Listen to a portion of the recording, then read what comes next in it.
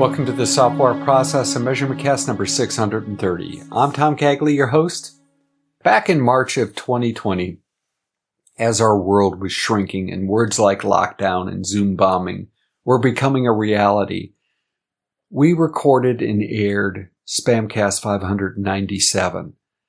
Paul Laberge, Susan Parente, Ann Sweeney, John Voris, and I talked about how we could create or preserve interactions leading to serendipity, how teams would work. Remote working was new for many people. This week, we discuss what went well and what have we learned from nearly a year of working remotely. As the editor of SPaMCAST, it is my great pleasure to reconvene a group of people that have such great insight into people. The discussion is full of ideas to improve remote and hybrid working environments, but most of all, it is full of ideas to help respect people in tough times. The bios of the panelists, Ann Sweeney, John Voris, Paul Laberge, Susan Parente, are in the show notes. We've gone through them back in SPaMCAST 597. So I'm going to jump over and get us right into the meat today. So if you're ready to talk about people and how they work and how we can help them, it's time for the discussion.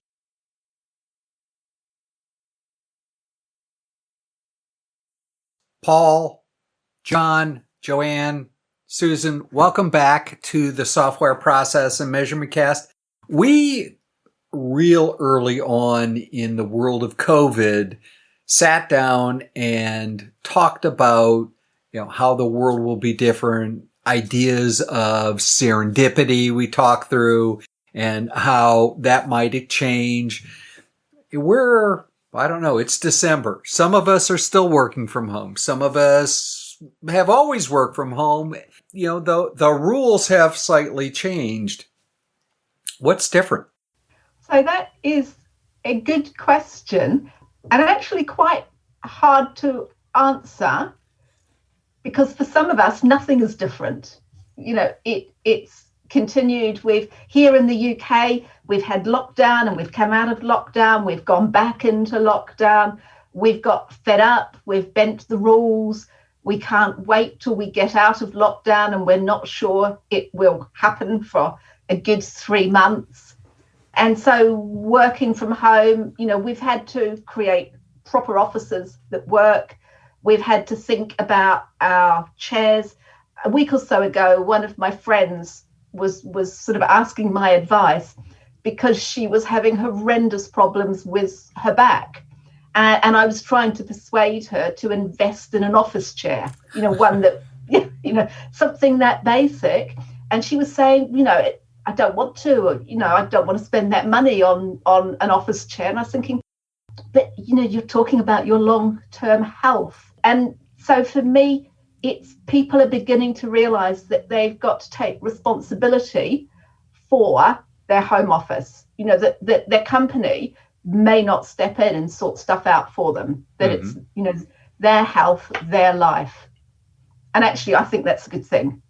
Too often I come across people who expect the company to do everything for them.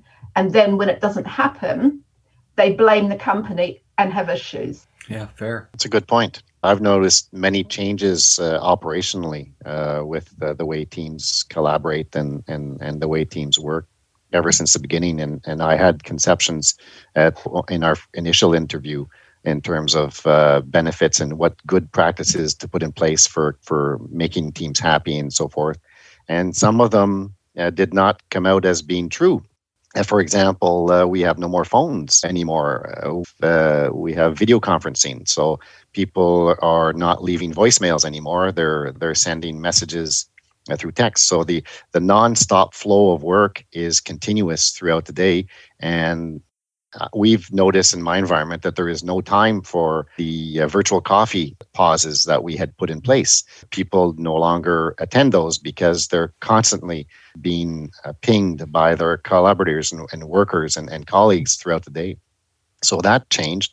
There's no more voicemail. We have no voicemail. Everything is on Teams or other tools for communication. So communication has completely switched to online and constant. It never ends. It's 24 hours a day.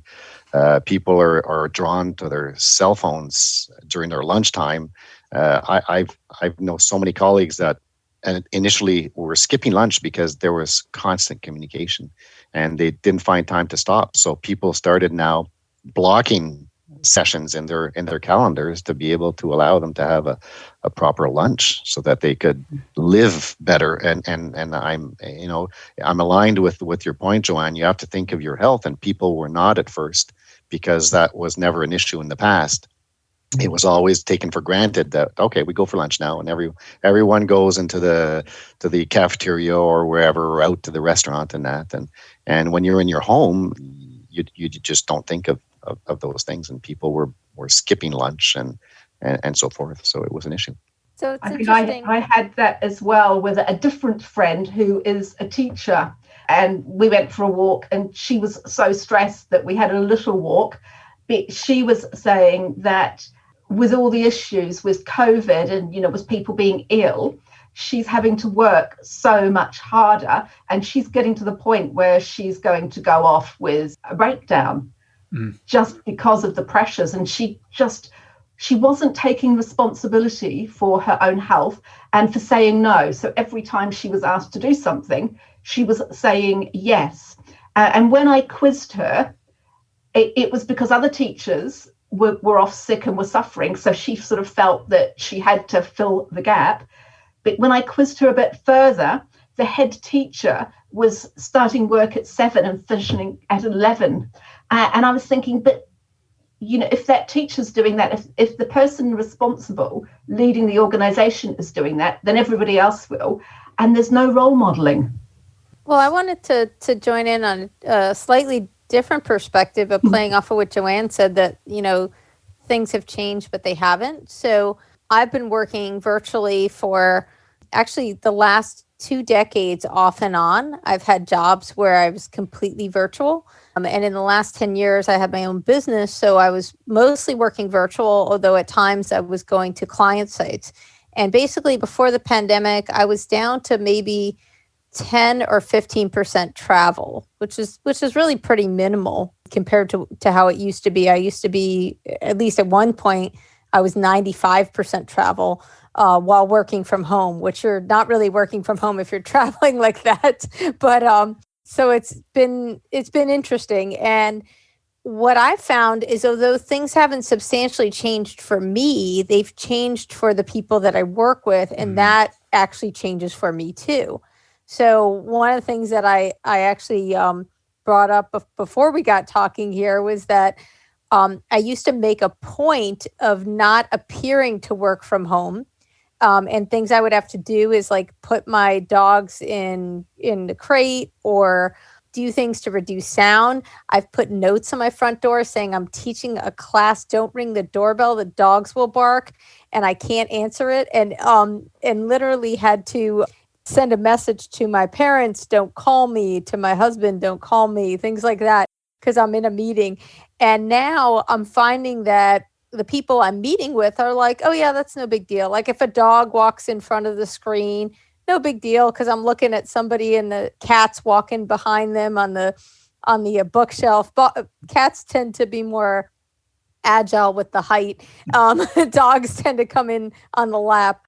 But these types of things now, people are just like, oh, that's fine, it's no big deal. And I'm like, I've worked for decades on this. I have, office stuff hung up, like a nice attire to put on when I'm on a video call. And now people are like, oh yeah, you can just show up in your t-shirt. It's no big deal. But when I was meeting with people in the office space, they were dressed up. So I had to dress up, even though I was working remotely. And so that's all kind of changed now. And now like people kind of get my routine because it's more like their routine. So that's been kind of interesting. But on the other hand, virtual work doesn't work well for everybody. It doesn't meet everybody's social needs. I'm an extrovert, like on the Myers-Briggs, I'm like 9, 10 on the scale extrovert.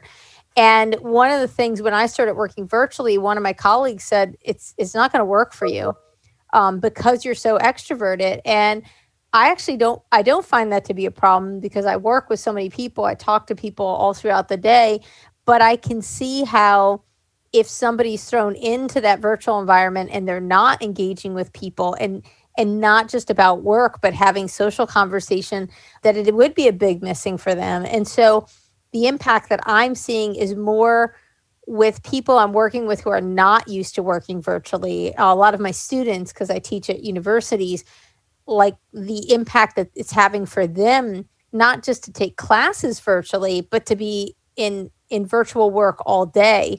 And so it's very impactful to them. And so I'm trying to support them with that. So that's the experience I'm having. And I'm feeling more empathy over my like home challenges with the dog's gotta go pee. I need a moment, and it's not for me, but I gotta take my dog out. I can't be in 4 hours of meetings and not have a break. So anyway, so it's been odd in a way because like nothing's fundamentally changed for me, but things have changed in the culture, and that's been the difference. John, anything? Yes. And I think what I'm hearing from everyone is there's a big disconnect, either in the how we're going and interacting with our coworkers or our managers. I know that's the case in my own case, that coming from a company with a traditional, almost over-controlling management hierarchy, where managers manage by walking around, they are not managing. They are not communicating. They are not following up on things they probably should be. And I think they're just taking the attitude, oh, well, in a year, it's all going to go back to what it was before. So I guess I'm kind of curious if you're seeing that kind of attitude. We'll just bull our way through it for now, and then we'll go back to what it was before. Is that what you're seeing from some individuals? It's funny. I think I'm still seeing some of that, but I think that a lot of that, it's just going to go back to what it was. And I'm not even going to say normal because I don't know what normal is anymore. Maybe it never was normal, but I was talking to a friend the other day who they actually took all 8,500 of the people who work in downtown Chicago and called them in over the last month to say, you need to take your desk chair home. You need to take your monitors. And this is late in the game, and we don't expect you back. We expect you to work from home for at least the next year. And probably we're going to start talk to another person who said, you know what? We have several floors of the Willits Tower which is the old Sears Tower. For those of you who don't know what the Willits Tower is, in Chicago, big organization. They're looking at downsizing their real estate to a quarter of one floor and just telling everybody else you're not coming back ever. They're still working. So I think some are thinking it'll go back, and probably some organizations, yours being one of them, John, probably will go back to something, but God knows when that's going to happen. How about the rest of you? Well, you know, Tom, it's funny. I have been wanting this to happen for a long time because I have done virtual work, and not the pandemic, but the virtual work. Understood. Don't get me wrong. Give me weird faces here. You guys can't see the weird faces, but I have been actually predicting that we would hit a point where people would work virtually. And I never thought about, it's a little bit of a Malcolm Gladwell's like tipping point. Like this was the unfortunate situation that put it into place.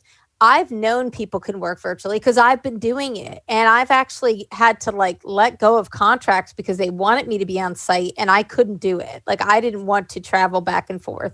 I live in Delaware, like in Southern Delaware, and I do a lot of work in the DC area and I do a lot of work in New York. And I don't mind traveling to those places, but I don't want to go there every day. And I don't want to live in those. I like where I live, but I like working in those environments. I like the work that I do, but I want to do it virtually. And I've personally experienced, hey, I'm on my VPN laptop even if you were in the office, the only way you know that I'm not there is to physically go to my cubicle and see that I'm not there. And I would go in for 3 days a week and wouldn't even see my client for those 3 days. But yet they insisted I had to be there. And I'm like, if I is in a VPN laptop 5 miles away or 500 miles away, they wouldn't know the difference. And so I'm actually excited that people now see not all jobs need to be in the office space. I think there's value in getting together. I think building trust is really important. I think one of the reasons that I can work well with people that I do work with virtually is because we have a trusted relationship. But I'm actually really happy to see that companies are not all going back to the office. It's not good for commercial real estate, and I appreciate the impact to that. But one of my good friends, she was asked to go get your stuff. We're downsizing the office. You're only going to come in for special meetings, and there'll be none of those in the near future anyway. The company's actually probably going to save a lot of money. She's saving an hour and 15-minute commute each way, plus gas or taking the metro. She loves it. And she's like, I'll be honest with you, I don't think I could go back now to doing that. She goes, I don't even know how I did it. She's like, I don't know how I drove for 2.5 hours every day. And I get it. It's like, I don't think it's all going back. Some of it will, because it needs to, the parts that need to. But I'm personally excited that people can work virtually. And I think that it widens opportunity. Somebody like myself, there's a lot of projects I'd love to work on, but I don't want to fly to it every day or every week. I don't want to drive to it. So I see the positive. Maybe I'm just a positive person, but I'm very grateful that organizations are seeing the value in virtual work. And then I think what they should do is say, okay, when we can get back together, when are we going to get together as a group? And what are we going to do that's actually hugely valuable to do together as a group, like a workshop or a team building activity or kicking off a new project? Those are great things to get together for, but the day-by-day stuff, it's not really necessary, I think. But the change is scaring people, though, as well, Susan, in the sense that, I mean, I live in a region where the city is 150,000 people. Our big cities, 100 miles away, in miles, 160 kilometers away, the salaries are 30% higher. So the virtual work is causing an influx of people. House prices have gone up by about 40% where I live, because the big city people are moving to the country because it's cheaper. But also the workers, the developers, and the seniors, and that they're all getting attracted to the big organizations which are now permitting work at home, and so they're taking them away from all of the other businesses and that. So the economic impact on companies is that they're going to have to readjust by the 30% difference in salaries, which is a huge impact on companies. So people are worried, and they're thinking of exactly what you just said. Is it going to go back? And if I start working for this company 100 miles away, am I going to get fired because I can't go to the office in a year? This is something that's coming up a lot with colleagues, and it's keeping a lot of the people from making moves that will give them an automatic 30 or 40% increase in salary. Yeah, I'm significantly far away from anything that's great, like work-wise, but I'm 4 miles from the beach. And the real estate this summer, I mean, they're still building in my community, and they're well past their mark for what they were expecting. The value of homes is just going up incredibly, because now people are like, even if they're not going to sell their house in the city, they're like, now's the time to buy that. Maybe downsize my city place and have a bigger place out here where this is where I can vacation. And oh, by the way, I can go work there too. And so, from my perspective, personally, it's great for me because the value of my home is going up. But I do see there is going to be a negative impact to cities. And I also have a lot of friends and colleagues in the New York City area. And New York City is absolutely going to be devastated if they aren't already. I know a real estate agent, kind of like a close family friend kind of person. I actually kind of consider her family, real estate agent in Connecticut. And she is just like, could not be any busier because everybody is selling their house in Connecticut to people who live in New York City. And I don't know where the people in Connecticut are going to, but there's like the houses are not staying on the market very long. It's like a week and they're gone. people are moving out of the city. I hear you can't get like a U-Haul, things like that. It's crazy. And so there's going to be a really significant economic impact, especially to cities. I really see that. That's an unfortunate aspect, and I don't wish that kind of ill thing. I like the idea that I could work for any company anywhere, that it doesn't matter where I live. That's just me personally, because I love to be able to work anywhere and do anything, but I know where I want to live and I don't want to live in the city. And so, that's just my personal experience. I realize there's a major impact, but it is exciting from an opportunity perspective that you can pick people to work with based on who would be best to work with rather than by who is best in this location. Joanne? Can I go back to something that you mentioned a little while ago, Susan? And that is all about how do managers and leaders keep the relationships going within teams and organizations if people are not meeting up with each other. And for me, an organization is its people. And to be successful, it needs people to be committed to the organization and loyal to the brand. And if they're working from home and they're not really connected beyond their immediate team, they're not going to have that sort of mindset that says, I'm working for this company. It will be, I'm working for my customers, I'm working for my managers, I'm working for my team members. And it's a real challenge for leaders, especially as they've probably never thought of this before. They've taken it for granted. They've had big conferences every so often, but they rely on their team leaders and the sort of the next level of management up to create that credibility for the organization. And one of the issues with working from home is that we see that people are just focused on doing the job, not on being part of a team, having relationships with each other. And it was something you talked about, Paul, that, people are not making time for virtual coffees because they're so busy doing stuff. And I see that if that continues, it will be a big issue for big companies, because it's in the big established companies that more effort is needed to help people feel part of the organization and to help them feel valued and listened to and just contributing rather than just, outputs and doing stuff.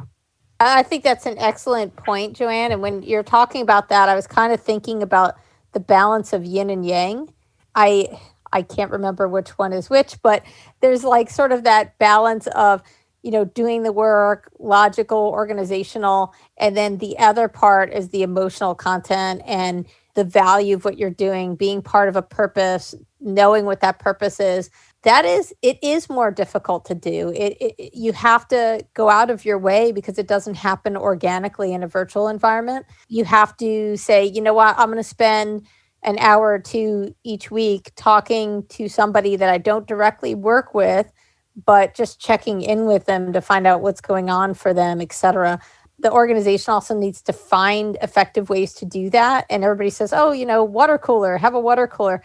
The water cooler worked because we would get thirsty and we'd have to go get water. So we have to make a reason for people to go reach out and put themselves in an environment like that. I know I've done fantasy football. That's a fun thing to do, but there are things that we have to make a concerted effort for. And I realize that. And I know I also sometimes, I just got off a meeting with somebody and we spent the first 15, 20 minutes just talking about how was your Thanksgiving. That had nothing to do with our meeting. But I also realized for both of us, we don't really have a lot of professional connection with people other than when we talk to each other. We don't, because we work virtually like everybody else does now. It was kind of like that necessary, the Monday after Thanksgiving, but for us it was Friday. And how was your Thanksgiving? What did you do? And you need to make time for that. And I know it seems like, oh, well, we don't have time for that in this meeting. But if you don't make time for that, then you're not doing that relationship building and you don't have that balance, that yin and yang balance. And I think that for me, I'm very conscious of it because I tend to be that person, let me just get the work done. And so I consciously make time to do the chit chat, which may not seem important, but it is necessary. It's funny because this is the third time I've heard that comment over the past week or so, and that in reality, if we go back to how we were all taught to do meetings, especially in corporate environments, it was to get rid of all that stuff. Just get in there, do the agenda, follow it, and boom, get done kind of stuff. And suddenly people have to do this touch base kind of stuff, or they tend to wander away. So I think you're on to something, Susan, in terms of finding a mechanism to actually, because you're right, Paul. I mean, you said your coffee, your coffee things that you were doing, you were so proud of those, and you did those for a while. And heck, I've seen organizations do. A lot of them don't. Everybody seems to be busy, whether that's fear or because there's lots of stuff to do. I don't know, but they don't do that anymore. So I think Susan has hit one in terms of making sure we get some time to actually have those connections and meetings. Are there other things that we could or should be doing? Joanne, maybe you should start this one up. Yeah, so this may or may not answer your question. So with one of my clients, I was very concerned because their primary channels are either broadcast emails or Teams. And that was pretty much it, very, very limited for a global organization. Mm-hmm. And I persuaded them to do virtual coffees, but to combine it with a Q&A. So yes, we got together and we had a chit chat, but it was also a chance for people to ask the senior leadership questions. And now, the take up is really, really good. It happens once a month, and the take up is good because people get to hear stuff and they get to challenge their leaders. And that combination of both social and feedback interaction, I think, works well. And I'm glad that my client, agreed to do that, and that they're continuing to do it, and very happy with the outcomes because they are engaging with people. And it's a digital transformation program. So they are asking people to substantially change the way they work. And they're giving people a chance to challenge back and say, well, why do we have to do it? What does it mean? Does that answer your question, Tom? It does.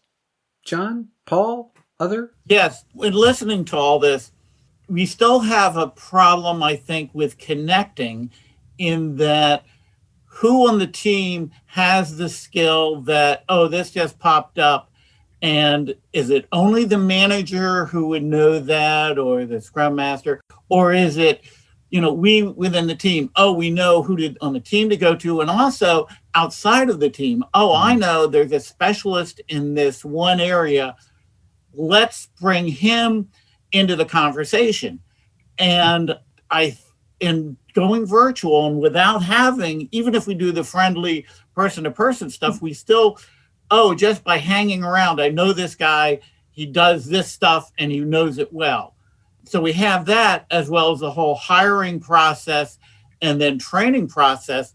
And if you're hiring someone who's 3 states away, you bring them in for what? Just 3 months, for 6 months for training. But will everyone know what they're good at, what they might be mediocre at? I guess that's the other thing. You're actually allowed to bring them in? If we go back to normal or semi-normal, semi-normal, half virtual. That's a good point, John, though, because that's and a little bit to what Joanne said. That's what our virtual coffees turned into. We're semi-working social sessions once a week, longer duration, and these became very popular, and people attended these quite a bit. And with respect to your point, John, with who knows how to do what, I see that in teams. They don't know who to go and get for help when they need an expert.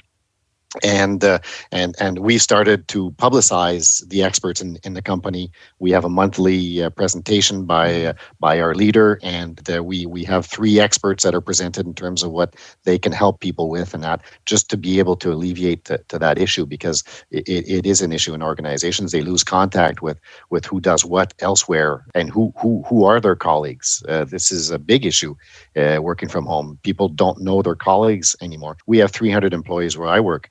People don't know their colleagues anymore. So that's an issue if an expert does come on board. How many new people have you rolled in since the beginning? We lost some when COVID started, maybe 10%, and we are now back up to 15% added. And we're looking for people terribly. So how are you dealing with onboarding people when onboarding means, well, we'll just link somebody in from their bedroom, new kind of thing? Yeah. Well, that's a good point, because I work in a French environment, so we have to attract people that either are willing to learn French or already speak it. So very few come from the U.S. They come from Northern Africa, South America, other countries, and it's a difficult time for them, because some of them will work from home where they are right now and start working for us, and others moved here during the COVID. And they actually moved to a brand new city. They know nobody. Oh, Lord. They know nothing. They don't know the culture. They don't know where the grocery store to get Indian groceries or they don't know this. So we've set up a process early on in the COVID, sort of a welcoming committee. And we have a process, and we assign someone to help them out. We have information that is given to them so that they have a guide in terms of how to adapt to the culture and the community in that. We have about 35% immigrants coming in to work for us. It's all technology, IT, high-level IT, a lot of intermediates and seniors, very, very advanced, very senior IT people. And they love it. They love the change, and they adapt very well. But we keep the communication channels going with several people in the company. That's an excellent example, Paul. I have a colleague of mine who was talking about the struggle she was having with a small business in the DC area, and she said they were hiring new people, and it was weird because it's a small company, and there are people that literally have never met anybody in the company, and that's been a real challenge. I think that having it sounds like kind of like a mentorship, like a welcoming committee. That's a great way to do it. Another thing to address some of the points that John made, one of the organizations I worked in doing contract work, when you're doing contract work for a large contract organization, everybody's at different government client sites. So you have a very disconnected sense. So even when we're working co-located, we felt very disconnected. And so some of the things we would do is we'd have events like happy hours. Can't do those now, but you can do the coffee things. The other thing is having a RACI chart that showed different skill sets and different people and what their skills were. And I remember that explicitly because I was one of those people that had a lot of different project management skills. And so I was listed as a subject matter expert on it. And there were times that people contacted me that I didn't know. And they said, hey, I noticed on the RACI chart that you're a risk management expert. Can I talk to you about such and such? So things like that can be really valuable from a skills perspective. We think of RACIs as like, you put that in the human resource management plan and check the box and we're done. But it's actually really practical when you have people in an organization that are working in different locations. In some sense, even though we were co-located at the client site, because our organization was dispersed and distributed across these different client locations, we were actually semi-virtually working. As a company, we didn't all go to the same headquarters. There was a headquarters, but nobody was ever there. We were all contracted out to our different clients. And so one of the things that I've been teaching about for virtual project management for years is that even when you think your team is co-located, some parts of it are virtual anyway. And that's an example of that. And so we can kind of like take our lessons learned from that. What are the things to help keep us connected when we're in different locations? So even if we do go back into the office, I mean, one of my colleagues works for the State Department, and I was actually surprised to find she was still working from home because a lot of the work she does is cleared, and you can't do some of that cleared work from home no matter what. But because her husband's very at risk, they tried to put her on work that did not require her to be in the office. And so she's been able to not be in the office, which is good for her. She's a bit older, but not that old. She's in her 60s, but her husband has some health issues. And so for her, it's been great to be able to be from home. But for a lot of people in these high secured environments, they are going to have to go back into the office, but some parts may not be in the office. Some parts may be virtual. And so trying to figure out, how do we do that? How do we work with a half in the office, half not in the office team? And that has a lot more challenges than you would think. I actually find it's more challenging to work in a hybrid virtual and co-located team than it is when you're all together or you're all virtual. Yeah. Can I take us back to the recruitment and just tell a story? My older son was working for PwC in Auckland in New Zealand, and they are an amazing employer. So he had fantastic development opportunities. And about a week before COVID lockdown happened in Auckland, he resigned and accepted a job with a bank, and luckily they honoured the job. That meant that when he moved to a job in which he was working from home. And he talked about the issues. And one of the big issues was comparing it with PwC, where the person who had done his job before him was still around to train him. Whereas in the bank, the person who had done his job had resigned and gone somewhere else. And no one knew how to do his job. So there was no one to help him. He had to teach himself. It was a different role in a different organization. And because he felt there was no one he could go to for support, because they were all so busy and he didn't know them, he'd never met them. The first few months were very, very challenging for him. And I'm sure that's true of lots of organizations. They just haven't thought through, how do you help someone? So, the first few days in which he got all the basics were fine. It was then when he needed to perform and deliver, he was really struggling. Yeah, I think we have just scratched the surface in terms of the new or the new normal. And I know people hate that whole idea of the new normal. What the heck is normal? But as the workplace changes, I think we're going to face new and interesting things. And that's why I enjoy hearing from lots of different people. We could probably go on for a ton of time. This has been absolutely marvelous. Let's leave the listeners with one thing that each one of you thinks that they should remember as we go into the end of 2020 in terms of dealing with the workplace as it is and maybe in the near future. The first thing that comes to mind is don't make assumptions, ask questions, particularly about other people and how things are for them. This could be true even if you weren't in a virtual environment, but we have to make assumptions about what motivates other people or what challenges other people are having. We have to make those assumptions based on how things occur for us. So I'm constantly reminded to myself to not make assumptions, instead ask questions like, how are you doing? Instead of assuming how someone's doing, or, people deal with situations differently. People have different needs, and asking questions versus making assumptions, I think is always a good advice. I was in the same direction, Susan. Actually, that was to make sure that you keep the humanity dimension alive, because people need that empathy with respect to their context, and nobody sees it anymore. So the coffee machine conversations aren't happening anymore. So this is really the priority that I'm trying to apply in my environment. I would add, ask people what their frustrations are, their challenges, and how they want to be supported. Because they will all be different. They'll all have different needs. And often they don't know how to voice them, or they're afraid to say, I need help. Yeah, and it's so often we go to our team members or other people in the organization and we say to them, give me an answer. Give me what I need to know now.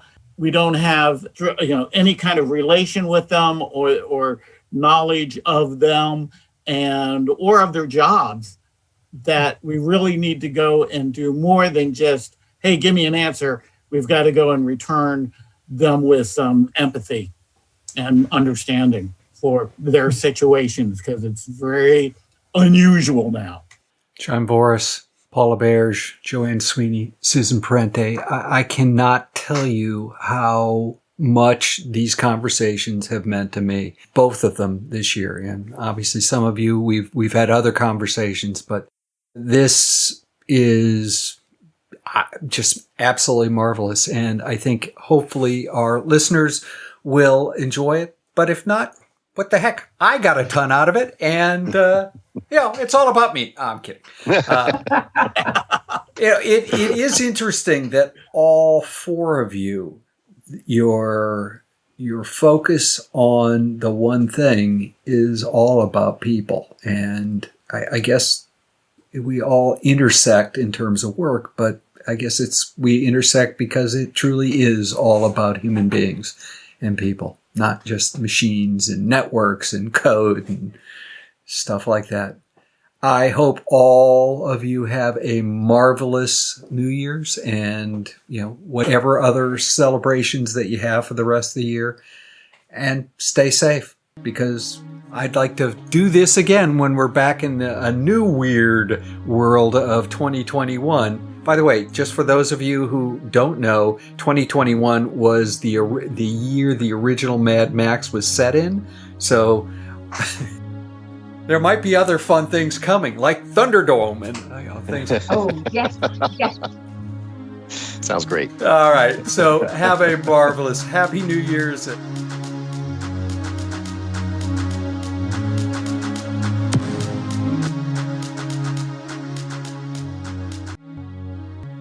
In Reread Saturday News. This week, the reread of Great Big Agile, an OS for Agile Leaders by Jeff Dalton.